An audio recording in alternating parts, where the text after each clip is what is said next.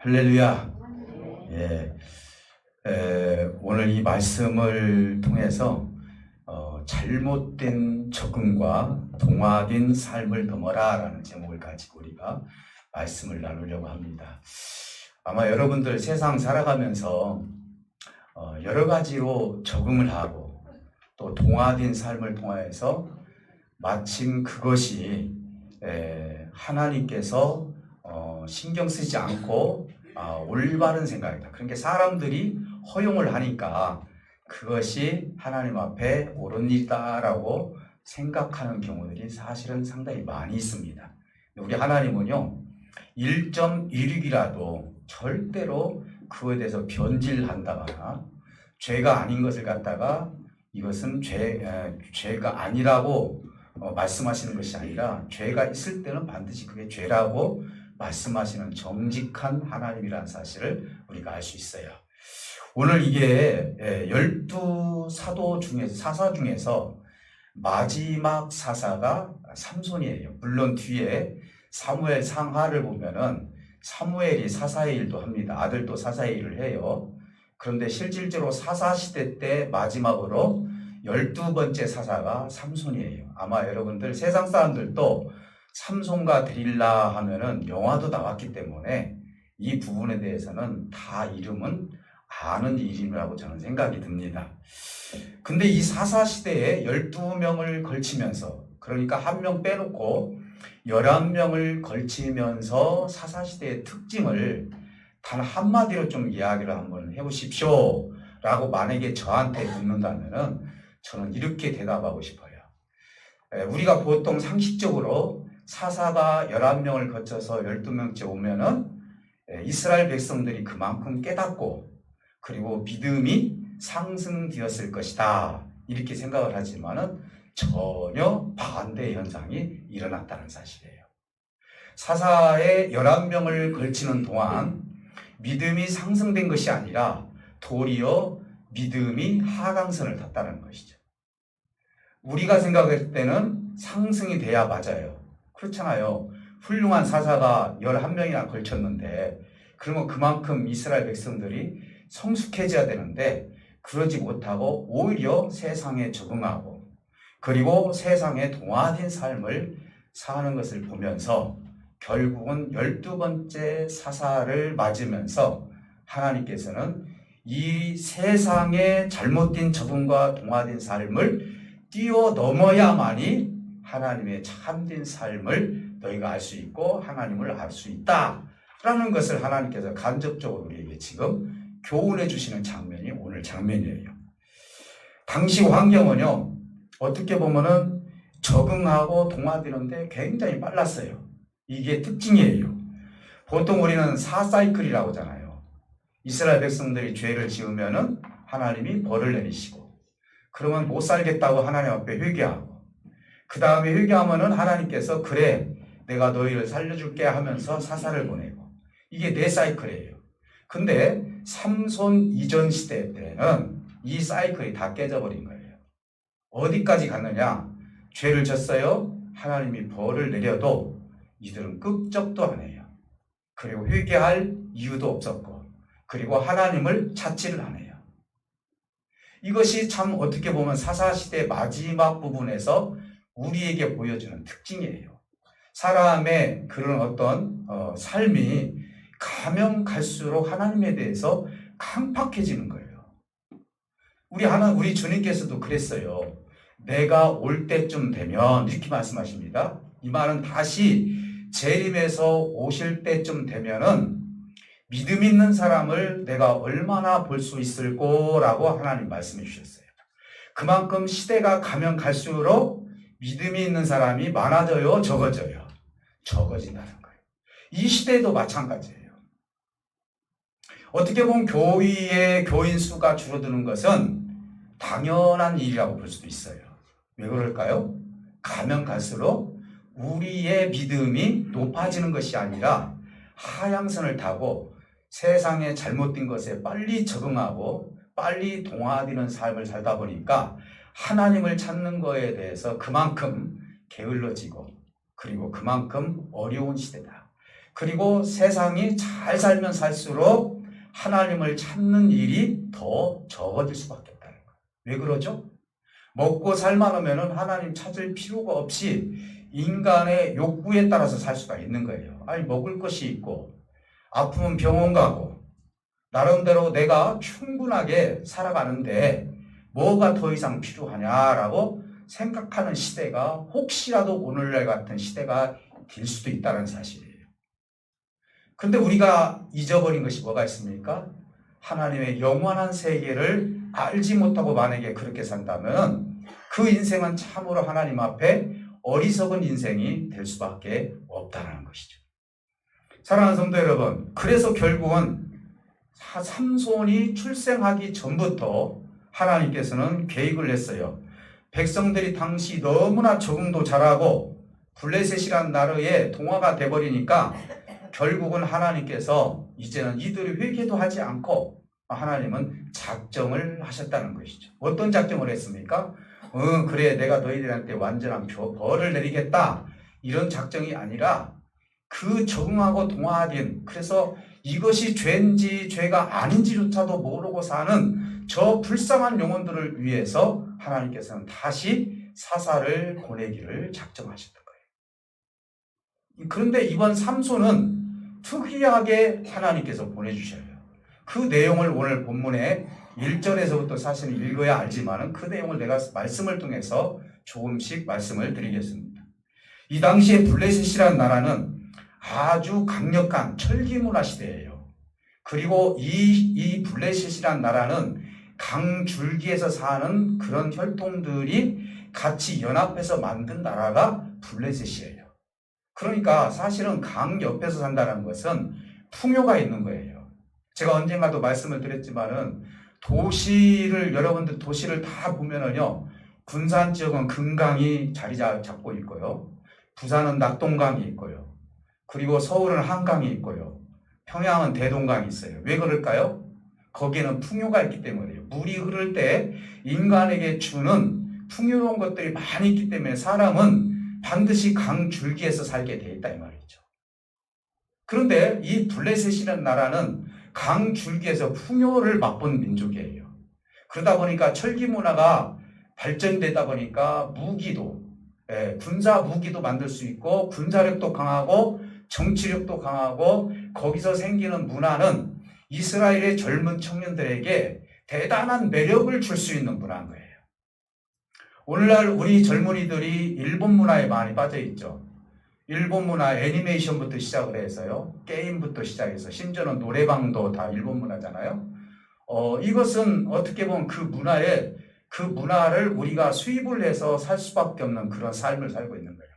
지금 이 시대와 그 시대를 비교할 수 없지만은 그 시대 그 당시를 생각해 보면은 블레셋이란 나라가 마침 이런 화려한 문화를 주었던 나라라는 것이죠. 그러니까 하나님을 찾기보다도 그들의 문화에 접해서 살 수밖에 없는 그런 환경을 가지고 있었다는 거예요. 그래서 그는 이스라엘을 40년 동안 다스렸다. 성경은 그렇게 말씀해요. 우리나라는 일본에 36년 동안 지배를 받았어요. 어떻게 보면 4년 부족해요. 그럼에도 불구하고 현재 우리나라도 일본의 그런 문화가 현재도 있잖아요. 심지어는 단어도 불더라고요. 여러분 잘 알다시피 도시락을 갖다가 벤또라고 하잖아요. 벤또. 옛날에 저희들도 모르고 그렇게 다 썼어요. 그런 것만 아니라 바지를 갖다 스봉이라고도 하고요. 이런 것. 그 다음에 또 우리가 보통 보면은 일본 문화에 대해서 모르고 썼는데 우리 군민학교라겠는데 군민학교 교육도 사실은 일본에서 수입해 온 거예요. 6학년부터 시작을 해서 이런 모든 것들이. 교육부터 그 다음에 정신적인 것, 문화적인 것, 이 모든 것이 다 일본의 영향을 받았어요. 자, 그러면 이게 다 나쁘다 저는 그렇게 말씀드리고 싶지는 않아요. 근데 이 문화가 하나님을 떠나겠다라는 것이 문제라는 것이죠. 사랑하는 성도 여러분, 하나님을 섬겨야 할 이스라엘 백성들이 블레셋이라는 그 나라의 문화에 지배를 받고 정치를 떠나서 이 젊은이들이 문화와 정신의 지배를 받다 보니까 하나님에 대해서는 전혀 찾을 일이 없다는 거예요. 하나님 부르짖지도 않는 거예요. 그전에는 무서워서라도 하나님을 찾게 돼요. 여러분들, 내가 하나님에 대해서 예민한 것은 축복된 거예요. 내가 혹시 하나님한테 뭐 그럴 일은 없지만 내가 혹시 벌 받지 않을까? 옛날에는 그런 일들이 많이 있었잖아요. 우리 하나님 그렇게 작은 하나님은 아니지만은 이렇게 하나님에 대해서, 신앙에 대해서 내가 좀 예민해진 건 그만큼 하나님에 대한 예민함을 가지고 있기 때문에 우리는 우리 영이 그래도 살아있다는 증거예요. 그렇지 않습니까? 오늘 제가 그런 의식도 없고, 예를 들어서 하나님 한자도 찾기 싫고요. 그리고 1년 내내 하나님이라는 소리도 한 번도 안 하고 사는 젊은이들이 이 땅에 얼마나 많이 있는지 몰라요. 기존 세력도 마찬가지예요. 사랑하는 성도 여러분, 블레셋의 이론처럼 마침 적응하고 동화되어서 살다 보니까 이것이 마침 최고의 삶이라고 착각을 하는 거예요. 오늘 우리도 마찬가지예요. 우리나라에서 지금 살고 있는 이 모든 것들을 놓고 봤을 때 지금 내가 주어진 것이 최고의 삶이라고 생각하는 거예요.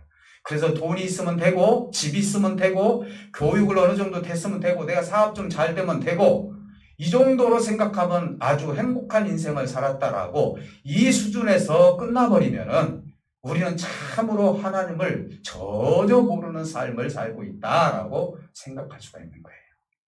왜 그렇습니까?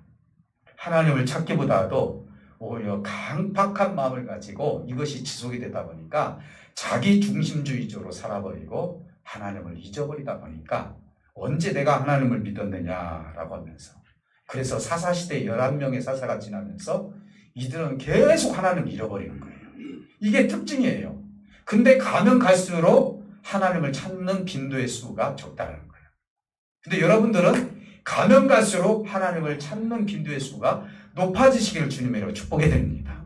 하나님을 찾으셔야 돼요. 그 이유는 여러 가지가 있지만은 삼손에 대해서부터 우리가 한번 생각을 해보면 돼요. 왜 그러느냐? 하나님께서는 괜히 이런 말씀을 하시는 것이 아니라 삼손은요, 나시린으로 지명됐다는 거예요. 12명의 사사 중에서요, 11명의 사사는 다 성인이에요. 다 현재 있는 사람 중에서 하나님께서 사사를 골라서 하나님의 역사를 이뤘어요. 근데 삼손만큼은 그러지 않았어요.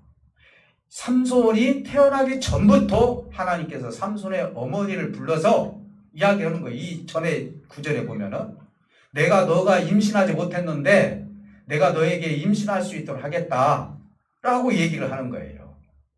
그러니까 삼손이라는 이 인물은 사실은 태어나기 전부터 하나님께서 지명해 주었다는 것이죠. 어떻게? 나시린으로 지명해 줬다. 여러분, 나시린이라는 것은 민수기 6장에 보면은 주류가 4가지예요. 뭐냐면은 머리에다가 삭도를 대지 않는다. 그러니까 머리를 깎지 않고 평생 머리를 기르는 거예요. 그리고 또 뭡니까? 독주를 먹지 않는다. 독한 술을 먹지 않는다. 그 다음에 3번째가 뭐예요? 시신을 대하지 않는다. 시신은 이제 부정한 거니까. 이게 율법에서 얘기한 거니까요. 그리고 이 사람은 계속 거룩한 삶을 살 수 있도록 최선을 다하는 것이다. 이게 4가지가 주류를 이뤄요. 그러니까 하나님께서 삼손의 어머니를 불러서 하나님의 사자가 얘기를 하는 거예요. 네가 낳을 자식은 나시린이다. 얘기를 하는 거예요. 자, 그러면은 하나님께서 이 나시린으로 하나님께서 선택해 주신 이유가 뭘까요? 우리는 이 배경을 우리가 한번 생각해 봐야 돼요. 지금 현재 이 블레셋이라는 나라에 얼마나 지배를 받고 있는지 사람들 중에서 누군가를 선택할 수 없는, 하나님께서 보셨을 때 입지가 좁아진 거예요. 그래도 저 사람은 괜찮아. 노아만큼은 내가 믿을만해. 이런 사람이 전혀 없다는 얘기죠. 하나님은 작정하셨어요. 현재 이스라엘 백성들 중에서 사사로 선택받을 만한 인물이 없다 보니까 하나님께서는 아예 태어나기 전부터 삼손의 어머니를 불러서 내가 너에게 임신하게 해서 그 아들을 나시리로 내가 키우고, 그리고 그 아들이 블레셋에서 구원할 자가 될 것이다. 이렇게 얘기해 주신 거예요. 여러분, 다르잖아요. 사사를 부르는 과정이. 자, 삼손의 아버지 어머니도 마찬가지예요. 그럼 삼손의 아버지 어머니도 깨끗하신 분들이냐? 그 당시에 무력감에 빠져 있었고요. 그 당시에 아기를 낳지 못했다는 건 사실은 어디에 있었느냐? 바알이라는 신상 옆에서 결국은 그곳에서 자기가 자식을 낳게 해달라고 그 바알 신에게 빌고 있었다라고 우리는 생각할 수 있어요. 그리고 그 과정을 보면 마누마라는 그 남편은 하나님의 사람인지 하나님의 사자인지도 구별하지 못하고, 그리고 하나님께 그분에게 제사를 드리는 것처럼 이야기를 하는데 하나님의 사자가 그거에 대해서 이야기하지 않습니까? 나는 여호와가 아니다. 내가 제사를 받을 사람이 아니라 여호와께서 제사를 받는 분이다 라고 얘기 가르쳐 주는 거예요. 그만큼 그들은 하나님에 대한 예배의식도 없었고 제사의식도 없었어요. 그러면 왜 그 사람을 골라서 하나님께서 불러서 삼손을 이제 결국은 하나님의 사사로 만들었을까? 이제 그 부분은 우리에게 주는 교훈이 있어요. 이 부분은 뒤에서 제가 말씀을 드리도록 하겠습니다. 오늘은 이런 환경에서 왜 삼손을 세우시고 교훈해 주시는지 우리가 은혜를 받고자 하는 두 가지만 제가 말씀을 드리도록 합니다. 하나는 뭐냐? 삼손에 대한 하나님의 섭리를 볼 수 있어요. 하나님의 섭리가 있어요. 우리가 생각하는 하나님의 섭리는요, 우리 의지대로 움직여지는 것이 아니에요. 그래서 저는 이렇게 질문을 한번 해보고 싶어요. 하나님과 사람은 많은 차이가 있어요. 그렇죠? 차이가 있습니다. 그런데 그 중에 하나를 목사님 말씀해 주신다면은 무슨 말씀을 해 줄 수 있겠습니까? 저한테 만약에 물어본다면 저를 이렇게 말씀드리고 싶어요. 하나님과 사람의 차이는 미래를 볼 줄 아느냐, 미래를 볼 줄 모르느냐 차이예요. 사람은 미래를 볼 줄 아는 것 같지만은 미래를 볼 줄 모르는 거예요. 그러니까 영혼의 세계를 전혀 모르고 사는 사람들이 수도 없이 우리 주변에 많이 있지 않습니까? 근데 하나님은요, 미래를 알고 계시는 하나님이에요.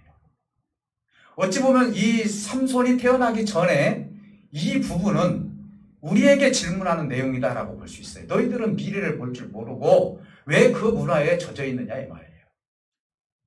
오늘날도 우리가 우리 스스로 한번 이 질문에 대답할 필요가 있어요. 오늘 현실에 내가 만족하고, 그리고 여기에 동화되어서 살고, 그리고 현재 내가 가지고 있는 것 조금만 더 있으면은 내가 그래도 편안하게 살 수 있다라는 이 세계를 우리가 무시하는 것이 아니에요. 반드시 수단으로 필요한 세계예요. 그렇지만 이것만 알고 하나님에 대한 미래를 모른다는 것은 정말로 억울한 인생이고, 어떻게 보면은 하나님 앞에 미련한 삶을 사는 것과 같다라고 볼 수 있어요. 아마 여기에 계신 여러분들은 미래에 대한 꿈을 가지고 이 자리에서 하나님을 신봉하고 하나님께 찬송과 영광을 드릴 줄 믿습니다.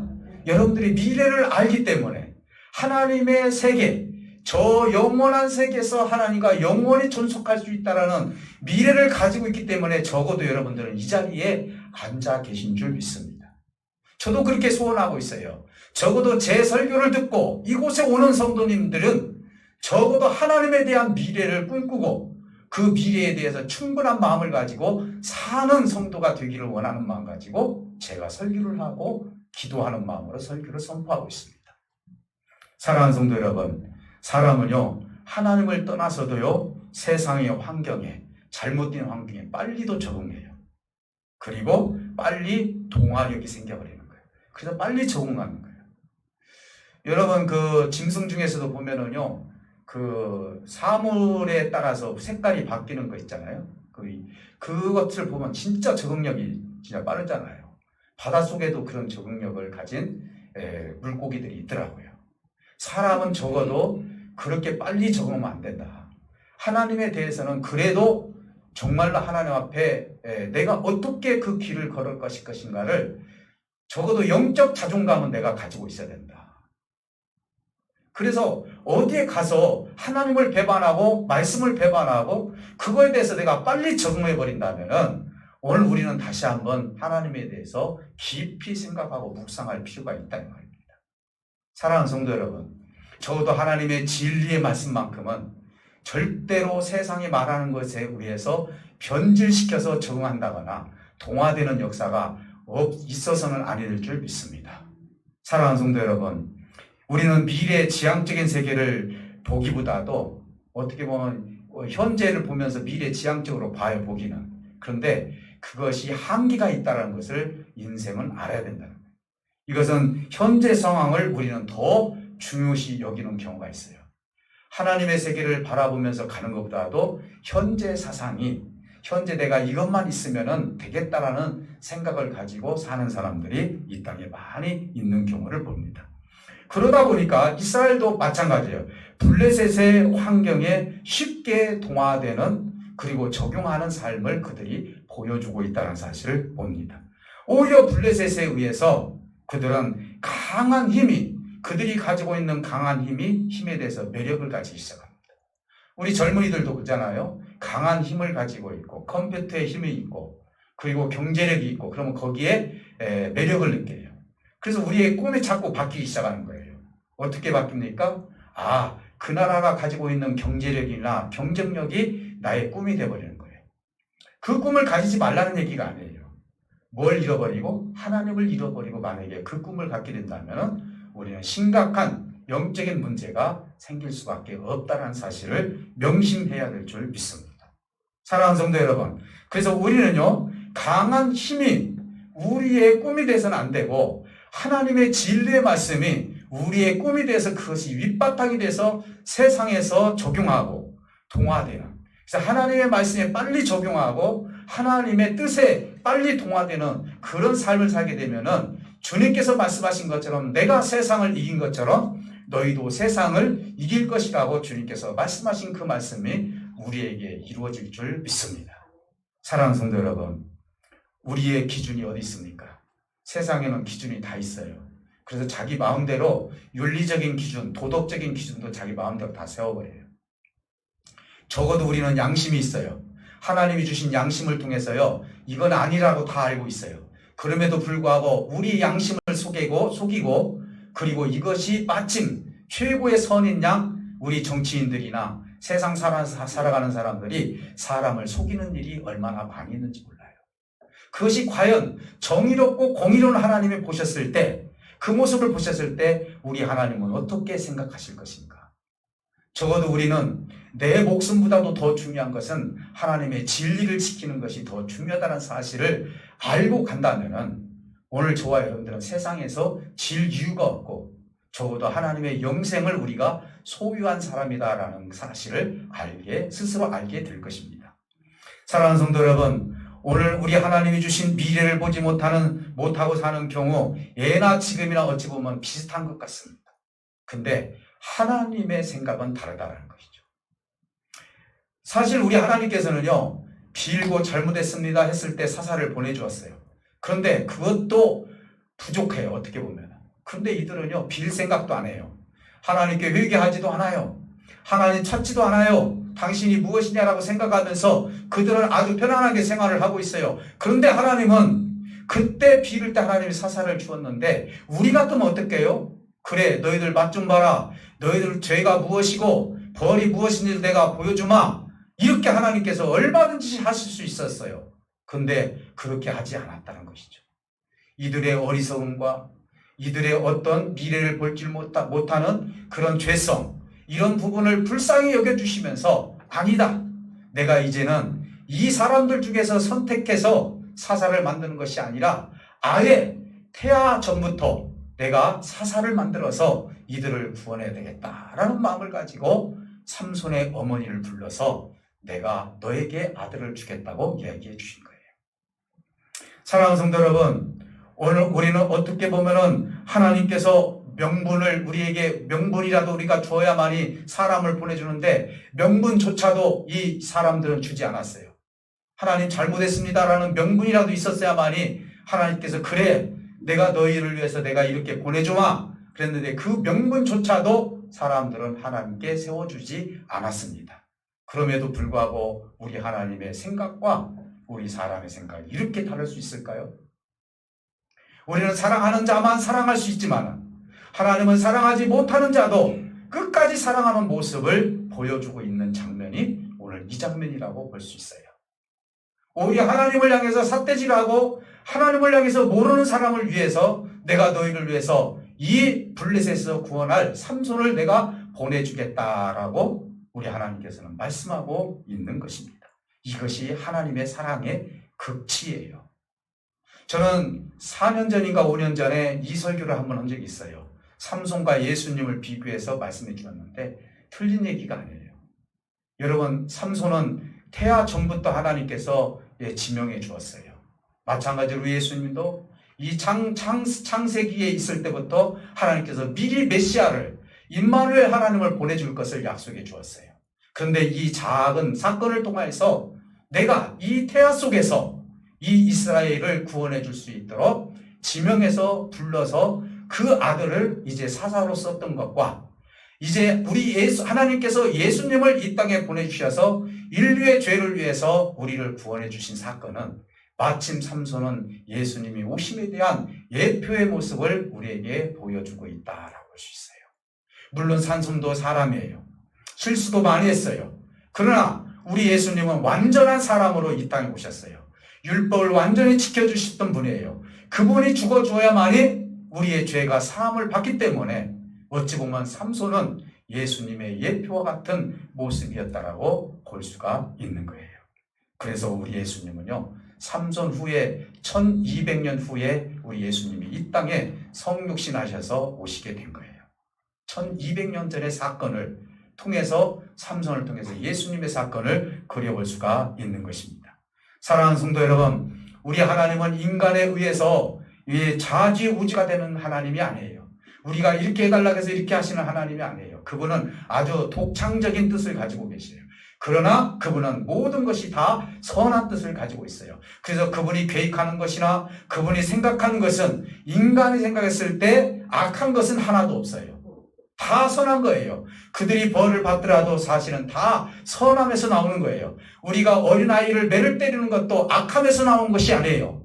부모님이 어린아이를 때리는 것은 선한 마음에서 때리는 거예요. 그 이유가 뭐죠? 잘 되라고 때리는 거예요. 그것이 사랑의 매라고 얘기를 해요. 하나님의 징계는 바로 이런 곳에서 출발하는 것이다 라고 볼 수가 있는 거예요. 사랑하는 성도 여러분, 그러면 두 번째 우리에게 교훈을 해주는 것이 뭐냐? 하나님은 삼손의 부모에 대해서 성숙한 생각을 하시기를 원했어요. 어떻게 해요? 하나님께서 삼손의 아버지 마누아의 아내에게 당신의 사자를 보내주셔서 아들을 주겠다고 이야기를 했는데, 이 이야기를 아내가 마누아에게 이야기를 해주는 거예요. 하나님께서, 하나님의 사자가 나한테 나타나서 나에게 임신을 하게 했다고 했다. 그래서 이것을 통해서 이제 하나님께서 블레셋에서 구원해 주신다고 약속해 주셨다라고 얘기하니까 처음에는 안 믿었어요. 마누아는 그러면 내가 그 사람을 내가 만나야만 되겠다. 그래서 그런 소원을 갖고 이제 아내가 밭에서 일을 하다가 아니나 다를까 하나님의 사자가 나타났어요. 그래서 자기의 남편을 불렀어요.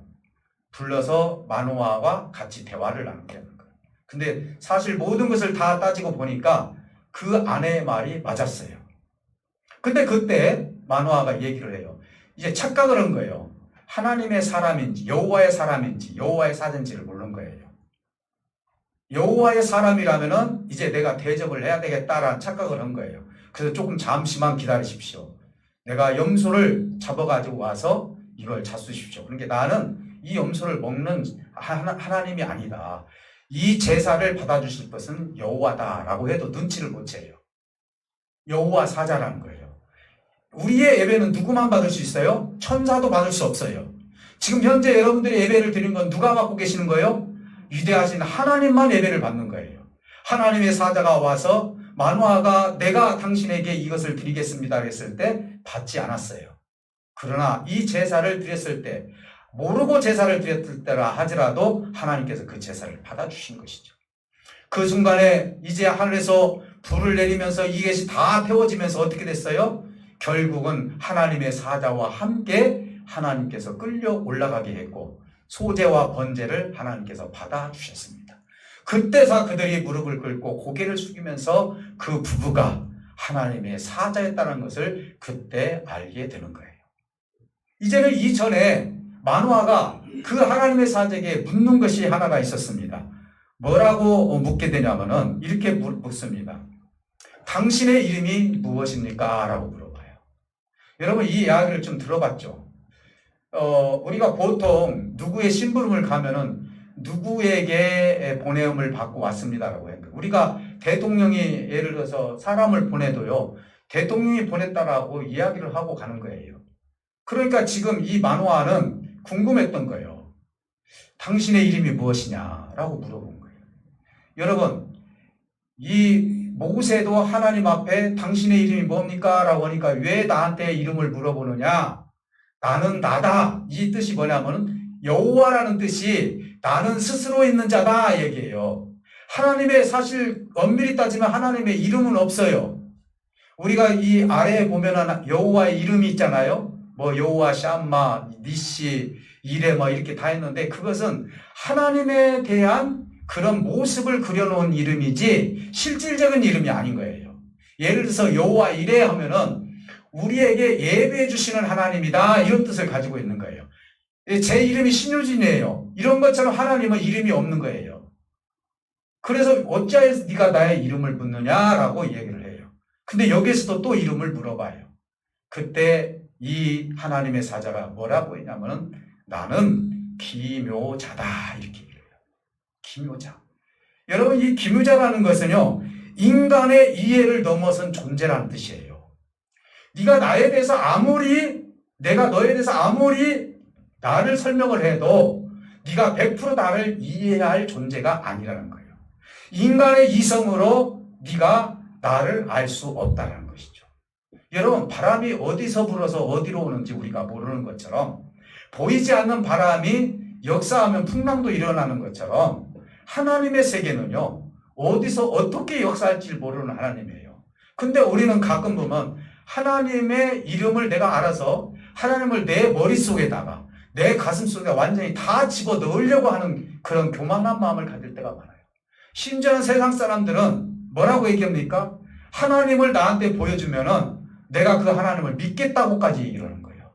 인간의 교만은 한도 끝도 없는 거예요. 어떻게 우리 인간의 생각과 인간의 이성과 인간이 보는 그 한계를 향해서 하나님의 이름을 우리가 어떻게 알 수 있느냐 이 말이에요. 하나님께서는 너에게 내 이름을 알려줄 수 없다는 거예요. 기묘자라고 얘기해요. 너의 이성으로는 판단할 수 없는 이름을 내가 가지고 있다는 것이죠. 다시 말씀을 드리면은요, 너의 말에 의해서 내가 움직이는 하나님이 아니라는 거예요. 그리고 너의 규정 속에서, 사람의 규정 속에서 내가 갇혀있는 존재가 아니라는 거예요. 근데 우리는 어떻습니까? 하나님을 가둬놓으려고 하는 경우가 있어요. 사실은 우리가 이스라엘 성전 시대 때도 보면 하나님을 그 성전에 가둬놓으려고 하잖아요. 하나님은 답답해 하십니다. 오늘 여기에만 하나님이 계신 것이 아니에요. 하나님은 무소부재하신 하나님이에요. 어디든지 다 계시는 하나님이거든요. 그런데 우리는 보통 이분이 하나님이다 라고 하면서 가둬놓으려고. 그게 우상이 될 수가 있는 거예요. 우리는 자연을 보면서 왜 그 자연 속에 있는 그 돌이 됐던 나무를 됐던 우리 집에 가져옵니까? 그런 데가 자연을 가둬놓고 싶은 마음이 있는 거예요. 어떤 사람들은 차라리 밖에 나가서 그 자연을 보는 것이 더 자연스럽지. 그래서 우리는 그런 모습을 통해서 만족해하는 것 같아요. 우리 하나님이 내 안에 현재 여기 계시니까 내가 만족한 신앙생활을 할 수 있다라고 착각하는 경우가 있는데 우리 하나님은 그런 하나님이 아니에요. 여기만 계시는 하나님이 아니라는 것이죠. 사랑하는 성도 여러분, 왜 우리 하나님께서는 이렇게 말씀해 주셨을까요? 그 이유를, 기묘자라고 한 이유를 우리가 알 필요가 있는 거예요. 너의 성숙한 삶을 내가 살기를 원한다. 이 말은 뭔 말이냐면은 너의 잘못된 적응과 동화된 삶을 넘어서야만이 기묘자인 내가 조금씩 하나님의 세계를 볼 수가 있느니라 이 뜻이에요. 우리 하나님은 말씀합니다. 마음이 청결한 자는 하나님을 볼 것이요 라고 말씀합니다. 여러분 완벽하게 우리가 하나님을 볼 수 있습니까? 볼 수 없어요. 하나님을 직접 본 사람은 이 땅에 없다고 그랬어요. 심지어는 모세도 시내산에서 십계명을 받을 때도요. 하나님을 직접 본 게 아니에요. 우리가 하나님을 직접 보는 날은 언제입니까? 그때는 우리의 육신의 장막을 벗고 하나님의 나라에 갔을 때 사도 바울이 말한 것처럼 지금은 거울처럼 희미하게 보이지만은 그때는 하나님과 대면하면서 볼 때가 올 것이다 라고 말씀해 주셨기 때문에 지금 우리가 하나님을 볼 수 있는 육체를 가지고 있지 않다는 것이죠. 여러분 바다가 이제 출렁이는 이유, 풍랑이 일어나는 이유를 어떻게 압니까? 보이지 않는 바람이 불기 때문에 일어나듯이 우리에게 일어나는 모든 표적과 역사를 우리가 어떻게 압니까? 보이지 않는 하나님이 역사하시기 때문에 우리가 그걸 인지하고 하나님을 인정할 수가 있는 거예요. 심지어는 내 마음에 감동을 주고 내 마음에 뜨거움을 주기 때문에 하나님께서 나와 지금 함께 하고 계시는구나. 이런 어려움 속에서 하나님이 나와 함께 하신다는 사실을 알기 때문에 내가 그분을 인지하고 주님을 따라갈 수가 있는 거예요. 우리 하나님은 말씀합니다. 나는 기묘자다. 그러니까 네가 가지고 있는 너 삼손의 어머니 아버지에게 이야기를 하는 거예요. 네가 블레셋에 적응하고 있고 동화된 그 삶을 그리고 우상 숭배하는 모든 삶을 빨리 다 벗어버리고 그리고 너가 나만 바라봐라. 그러면은 네가 하나님을 조금씩 알아갈 수 있느니라 라고 주님은 간접적으로 얘기를 하고 있다는 것이죠. 사랑하는 성도 여러분, 우리는 세상의 잘못된 적응과 동화된 그런 삶을 통해서 우리는 빨리 넘어서야 될 줄 믿습니다. 여러분, 적어도 우리는 하나님이 주신 말씀이 기준이 돼야 돼요. 사업도 합니다. 직장생활도 합니다. 여러분 가정생활하고 사회생활도 합니다. 그러나 여러분 적어도 우리는 하나님의 사람으로서 옳은 얘기를 할 줄 알아야 돼요. 정직한 얘기를 할 줄 알아야 돼요. 진리를 갖다가 거짓되게 만들어서도 안 되고요. 정말 하나님 앞에 양심을 속이면서까지 그 일들을 해서는 안 되는 거예요. 우리 하나님은 저를 속이는 걸 가장 싫어하셔요.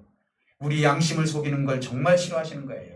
차라리 내가 잘못되었을 때는 하나님 내가 죄인입니다. 잘못되었습니다. 딱딱 엎드렸을 때 하나님은 우리를 더 긍휼히 여기시는 것이지 그걸 내가 숨기고 그리고 하나님 앞에 숨길 수 있다고 생각하는 그 교만한 마음이 하나님 앞에 더 큰 득지가 된다는 사실을 우리가 알아야 된다는 사실이에요. 지금 삼손의 어머니 아버지는요. 그분의 이름을 알기 전에 그분이 해야 할 일이 있어요. 동화된 삶, 적응된 삶을 네가 버리라는 거예요. 그 바알신을 섬기고 그리고 거기에 있는 각종 신을 섬기면서 거기에 네가 기대를 하고 거기에 마침 하나님께 기도해야 될 것을 거기에 기대하면서 기도했던 그런 잘못된 모든 것을 네가 다 충사를 할 때 너도 나시린처럼 살아가야 된다는 사실을 예수님 하나님께서 말씀해 주시는 거예요. 그렇지 않습니까? 평상시 똑같은 삶을 사는데 어떻게 그 아들을 낳을 수가 있어요? 내가 너한테 나시린을 주겠다 하면요. 이미 이제는 태아가 10개월 동안 있을 동안 그들이 해야 할 일이 뭐예요? 나시린처럼 살아야 된다는 거예요. 부모로서 그 역할을 다 감당을 해야 하는 거예요. 그래야만이 너의 가정을 통해서 하나님의 큰 역사를 이루겠다는 것이죠. 오늘 우리 가정들도 마찬가지예요. 우리가 신앙생활을 열심히 해야 돼요. 어렸을 때부터 부모님들이 열심히 신앙생활하는 모습을 누가 봅니까? 아이들이 보는 거예요.